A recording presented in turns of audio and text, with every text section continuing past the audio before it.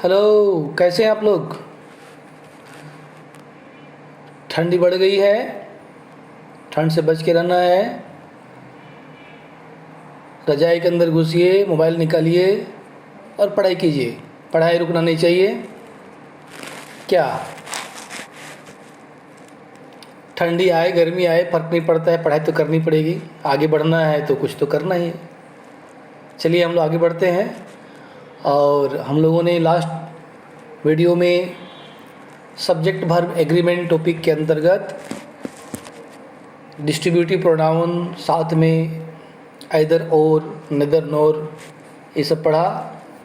आपको बात समझ में आ गई होगी। अगर कहीं दिक्कत हो must write in the comment. और आगे बढ़ते हैं। तो आज हम लोग नए टॉपिक्स को डील करेंगे। और शुरू में मैं कुछ सेंटेंसेस लिखता हूँ। You must see that very general sentence. Okay, here you have nothing to be confused about. आप बड़ी आसानी से इसका उत्तर चुन लेंगे।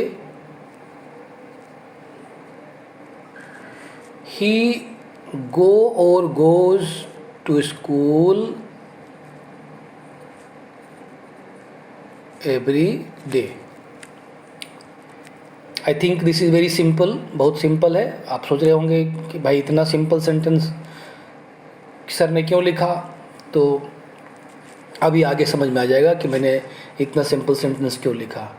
तो आप कहेंगे कि मैं बताऊं, what should be here? He, go और गोज़ क्या होना चाहिए?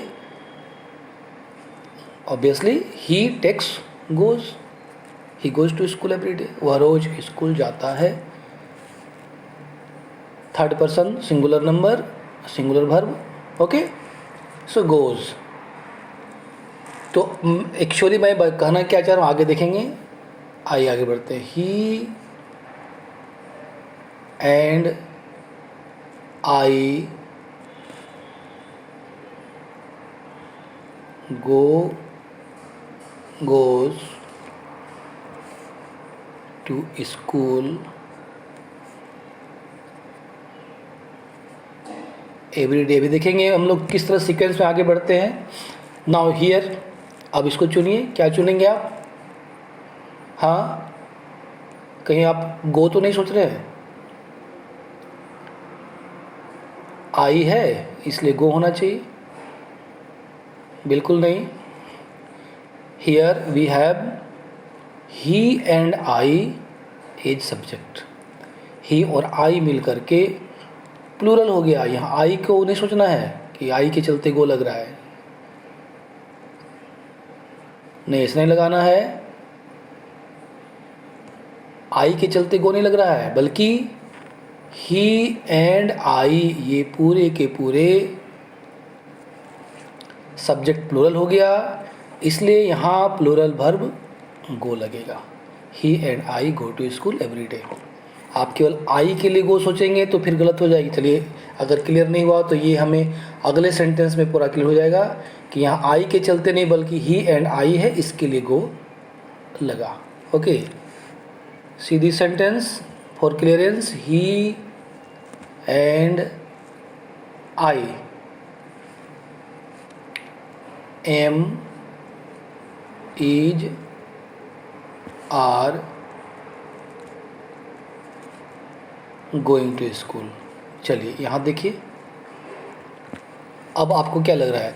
यदि वहाँ आई के चलते गो हुआ होता तो यहाँ आई के चलते एम होना चाहिए। बिल्कुल गलत। अगर आई के चलते एम कहेंगे तो गलत हो जाएगी बात।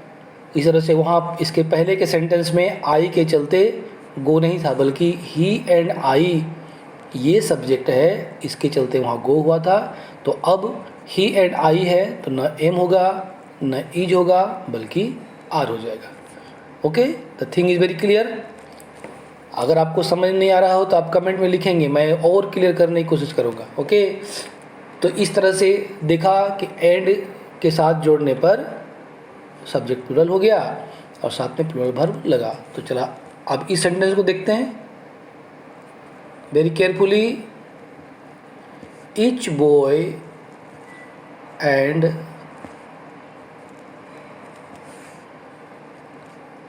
each girl. Okay, now you have to choose is or are given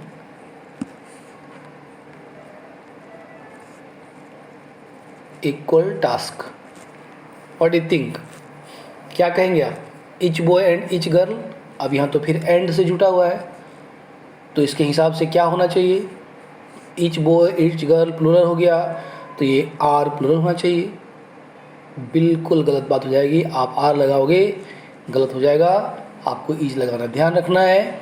each boy and each girl कहने पर भी एक एक लड़का एक एक लड़की को दिखाया जा रहा है, प्रत्येक की ही बात है, इसलिए हमको यहाँ ईच लगाना है, आर नहीं लगाना. आर लगाने से बात गलत हो जाएगी. ओके, इसी तरह से एवरी रहने पर भी होगा. Every man and every women is are नहीं कहेंगे. I think it is very clear. बात क्लियर हो गई होगी.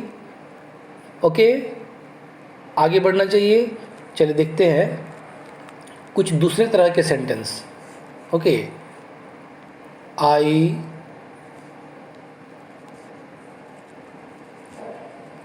As well as my brothers. You are getting I as well as my brothers was or were going. Now you have to choose. अब आप चुनिए क्या होना चाहिए.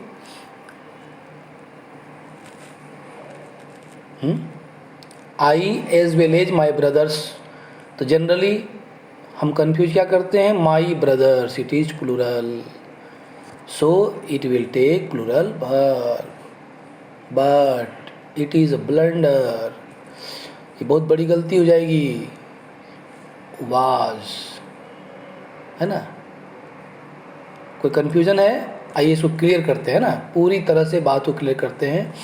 एक्चुअली कुछ लोग एज वेल एज को जनरल सेंस में और समझ लेते हैं, और जैसे अभी हमने एंड पढ़ा तो और समझ लेते हैं. अगर हम इसको और समझेंगे, आई एंड माई ब्रदर्स, तब तो वेर होना चाहिए.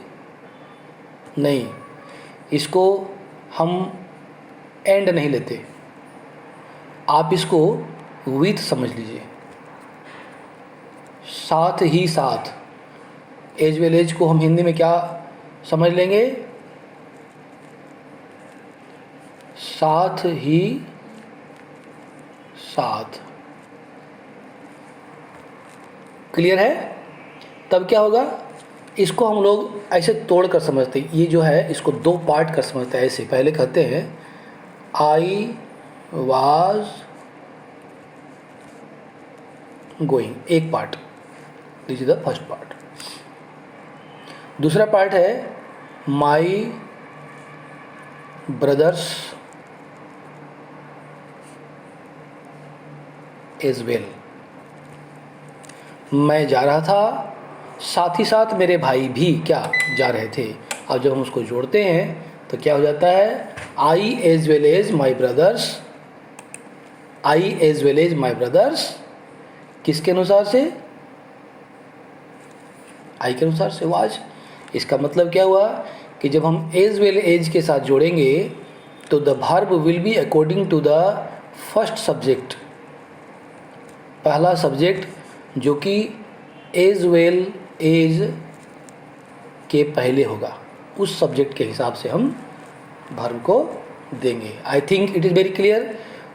Okay, in the same way जैसे हमने कहा कि एज वेल एज को अगर हम विथ समझ लेते हैं तो इसका मतलब है कि विथ होने पर भी यही केस होगा. जैसे आई विथ, विथ मीन्स साथ, और आप समझ लेंगे with and along with, they have generally same meaning. I with or along with my brothers. अब तो बात क्लियर हो गई होगी. क्या होना चाहिए? किसके हिसाब से? इसके हिसाब से होना चाहिए. was going. I think the matter is already clear. कि एज वेल एज होने पर चाहे विथ अलोंग विथ होने पर उसके पहले जो सब्जेक्ट होगा हम उसके हिसाब से वर्ब लगाएंगे। ठीक है।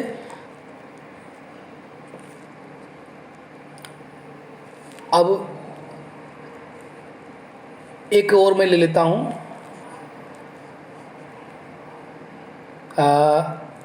नॉट ओनली ही but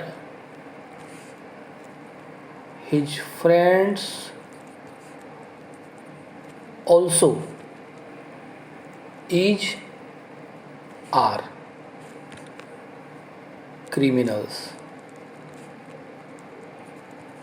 अब आप समझिए, अभी हम लोगों ने एज वेल एज लिया तो एज वेल एज में ही एज वेल एज, यहाँ पर क्या है सब्जेक्ट में ही और हिज फ्रेंड्स। अभी हमको चुनना है इज या आर।